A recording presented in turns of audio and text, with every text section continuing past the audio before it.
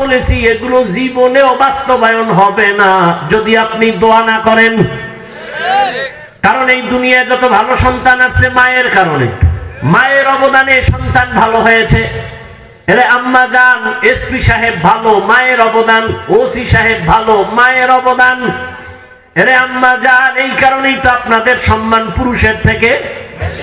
আপনারা নবীদের মায়ের মতো মা, সাহাবায়ে কেরামদের মায়ের মতো দামি মা, খাদিজা রাদিয়াল্লাহু আনহার মতো দামি নারী, ফাতেমা রাদিয়াল্লাহু আনহার মতো নারী।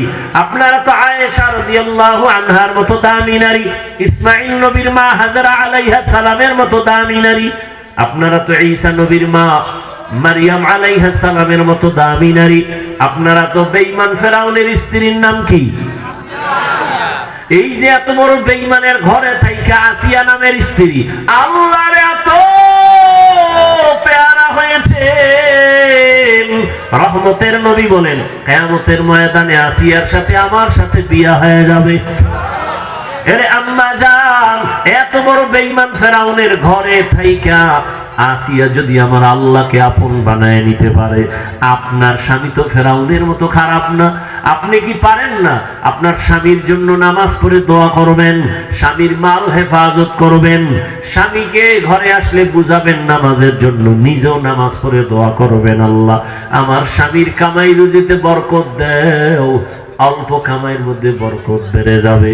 আপনার স্বামীর মাল এটা স্বামীর না, আপনার, আপনি হেফাজত করবেন।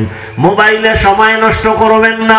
সন্তানটাকে আদর্শওয়ালা ডাক্তার বানাবেন, আদর্শ ইঞ্জিনিয়ার বানাবেন, আদর্শ প্রফেসর বানাবেন। আপনার সন্তান আপনি মরিয়া গেল ডাক্তারি করবে কিন্তু কোরআন পড়িয়া মা বাবার জন্য দোয়া করবে। আপনার সন্তানকে আপনি দ্বীনের পথে রাখেন, ডাক্তার বানান, নামাজি হয়ে যাবে, আপনার জীবন ধন্য হবে।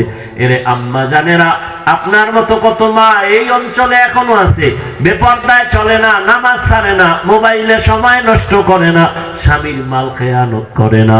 এখনো কি আপনারা পারেন না তওবা করতে আল্লাহর কাছে? জীবনে আর নামাজ ছাড়বেন না, বেপরদায় চলবেন না, মোবাইলে সময় নষ্ট করবেন না, স্বামীর মাল হেফাজত করবেন। প্রত্যেকটা মা যদি হিসাব করে স্বামীর মাল স্বামীর না, পৃথিবীর কোন স্বামীর মাল নিজের না, সব কামাই রুজি গাধার মতো দিনরাত কষ্ট করে ছেলে মেয়ে স্ত্রীর জন্য।